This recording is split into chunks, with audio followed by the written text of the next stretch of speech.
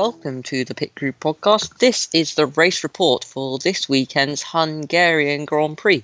Now, Lewis Hamilton took a win in style in a race that was wet to dry, something that I thought may add a bit more action than there actually was. He got his 8th win there, matching Michael Schumacher's record for the most number of wins at the same circuit. Lewis Hamilton can break many more of Michael's records. He's already got pole positions by far. I think he can get wins, 91, and he could equal his number of championships, which would, be a record-breaking year in 2020. Now, we predicted on Saturday, sorry about the late upload, for the results for quali and the race. I predicted Hamilton first, Verstappen second, Bottas third, Sainz fourth, and Perez fifth. And it was actually Hamilton, Bottas, Stroll, Perez, Vettel. So I got 1 out of 5 there, which is pretty poor score. Now, Dylan, how did your predictions shape up to real life? I predicted that Hamilton would be first, which was correct, and Bottas second, which is another one correct. But then I said Verstappen would be third, but he came 7th. It was actually Lawrence Stroll. And I predicted Sainz and Albon, which was not correct. You got 2 out of 5, so I got 2. You still beat me there. Yes. Now, my race prediction, the podium, was Hamilton, Verstappen, Bottas, and I think it's bang on. Hamilton, Verstappen, Bottas was the exact result, so 3 out of 3 there. Pretty happy with that. Dylan, what did you say? How did it shape up to real life? I had different for third and second. I said Bottas was second and Verstappen third. Yeah. Which was sadly incorrect. Which is we didn't get our 1-2s like we did at the start of 2019. Now, this race was exciting, or looked to be exciting from the start, with Max Verstappen's crash on his way to the grid, which is almost a Romain Grosjean-esque mistake. Yeah. I mean, it was very wet, but a driver with his much, not necessarily experience, he hasn't been there for that long, but his much skill,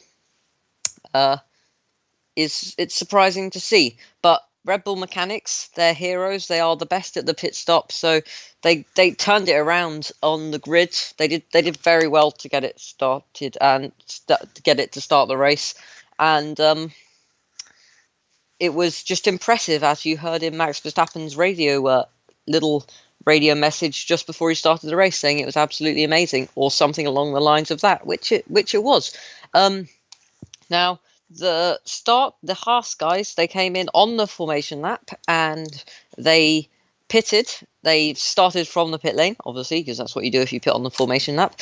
And they switched to slicks, which was a strategy that paid off for them, as the rest of the guys switched. I think lap 3, the pit lane was absolute chaos. The unsafe release for Nicholas Latifi that got him the puncture, as everyone decided we need the dries, because it just stopped raining just as the race started, and the inters were starting to overheat.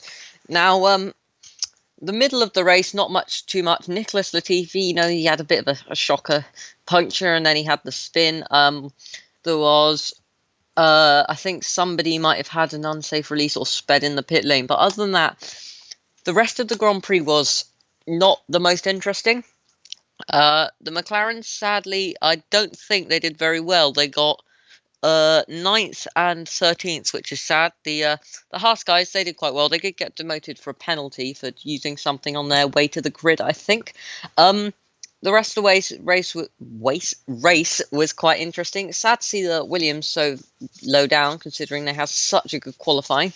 This seems to be the trend. The Ferraris did not great again. Actually, Vettel was all right. It's just not what you expect from a Ferrari man. But the rest of the race, it wasn't as interesting as the start with the pit lane chaos. I think someone might have sped in the pit lane. Oh no, it was the collision between Verstappen and not Verstappen. I can't say what actually happened. The collision between Nicholas Latifi and Carlos Sainz coming out that resulted in, because Nicholas Latifi had his puncture from the unsafe release, he spun on turn 1. But I don't think any anything came about that.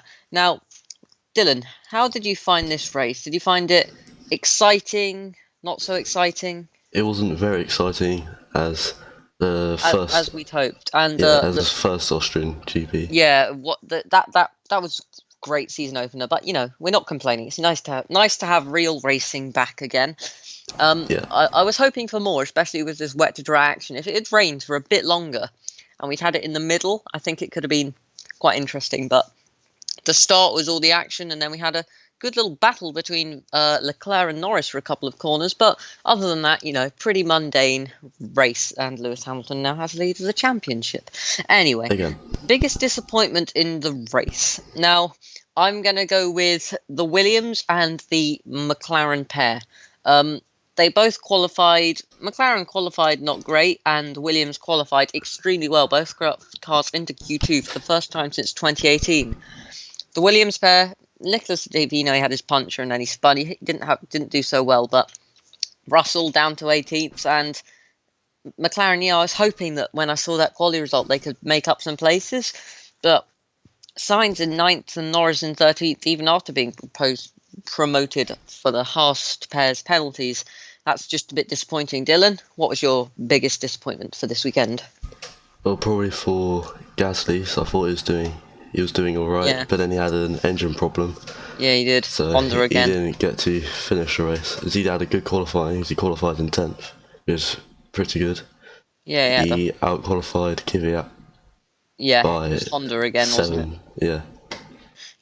Anyway, my biggest surprise. It's not getting to be so much of a surprise anymore. It's hard to say, but I think Dylan wants to say this one. He said this before we started recording, so Yes. I'll let you have the honours for what may not be so much of a surprise anymore. Dylan, take it away.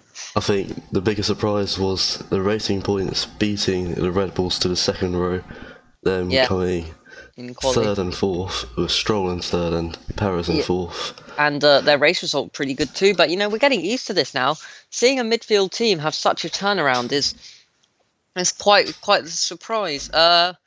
My biggest surprise, you kind of sold one of the most surprising things. I think one of my surprises ties in with my disappointment. The Williams pair down so low, last and second to last.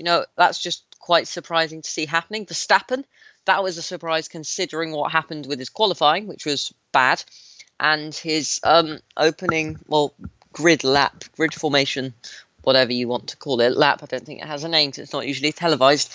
And then Albon, he did very well. He qualified, I think, it was horrific for him. It's 13th, sandwiched between a Williams and a Renault. You don't see a Red Bull there very much.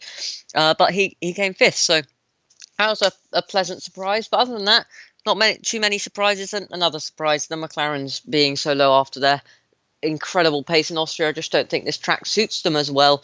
But, my disappointments tie in with my surprises because they were kind of unexpected. Dylan, any surprises for you? Oh, wait, you have said those.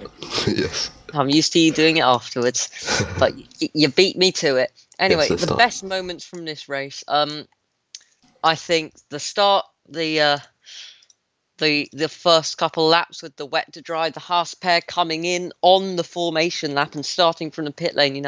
That's a bold strategy choice from Gunter, but it paid off, which is good. And the start of the race was one of the best moments with all that chaos in the pit lane and the wet to dry and teams not knowing really what to do and just running around with their head between their legs, if that's possible for a human being.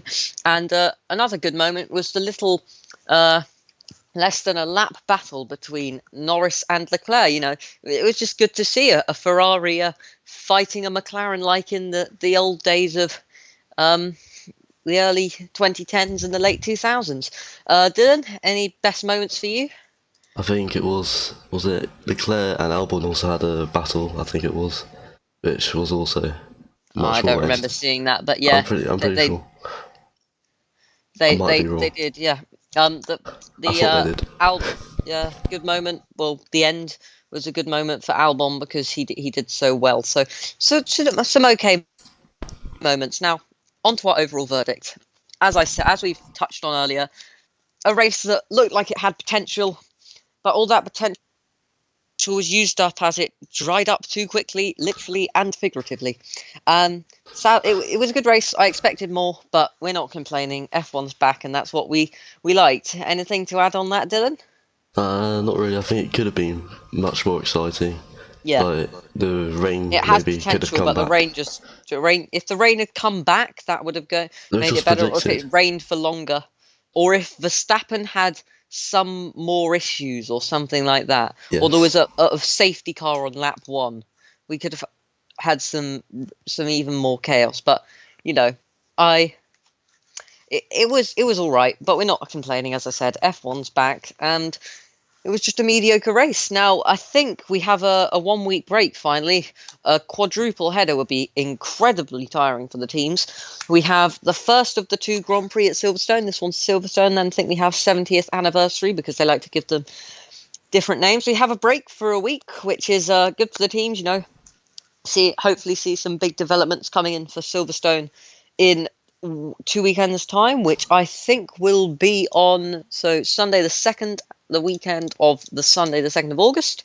But it's good to see it back, and good little break for us as well. The teams they can do some development, and we don't have to record 4 podcasts in the space of 2 weeks, so we get a little break. That we don't mind. We get a little break there too, and that brings us to the end of our race report for this weekend's Hungarian Grand Prix. Sadly, there is nothing more to say. We will see you bright and early on Thursday, the 30th of July, if we remember to get it recorded by then. Yeah. And for now, I've been Ed, and I've been Dylan. Bye bye. Goodbye.